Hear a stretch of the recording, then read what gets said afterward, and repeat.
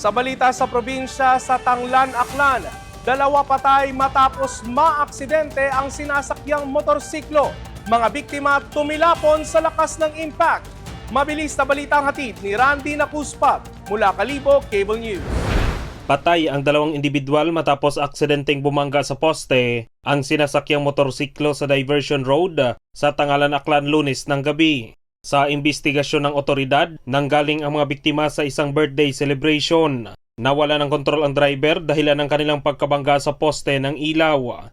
Tumilapon ang lalaking driver na 41 taong gulang malapit sa palayan, habang ang sakay naman na 31 taong gulang ay tumilapon naman sa gilid ng kalsada.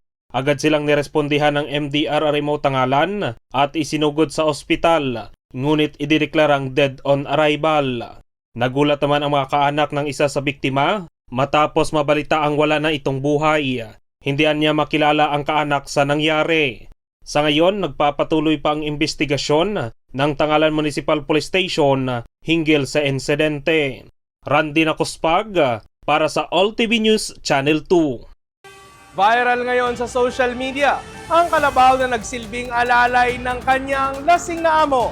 Natuwa naman ang mga netizens sa video na pumapalo na sa 1.3 million views.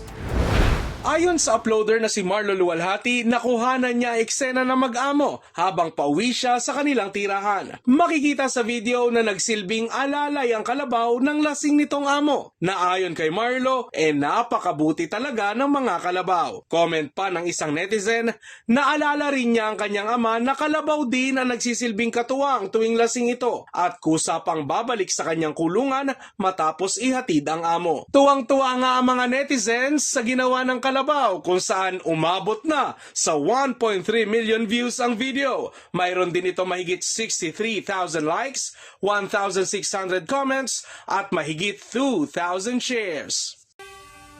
At yan ang mga balita ngayong umaga. Para sa iba pang balitang mabibilis, bisitahin ang aming website alltv.ph/news. Ako po si Michelle Giliang. I-like at i-follow din ang aming social media accounts para laging updated. Ako po si Ralph Lopez. Magandang umaga.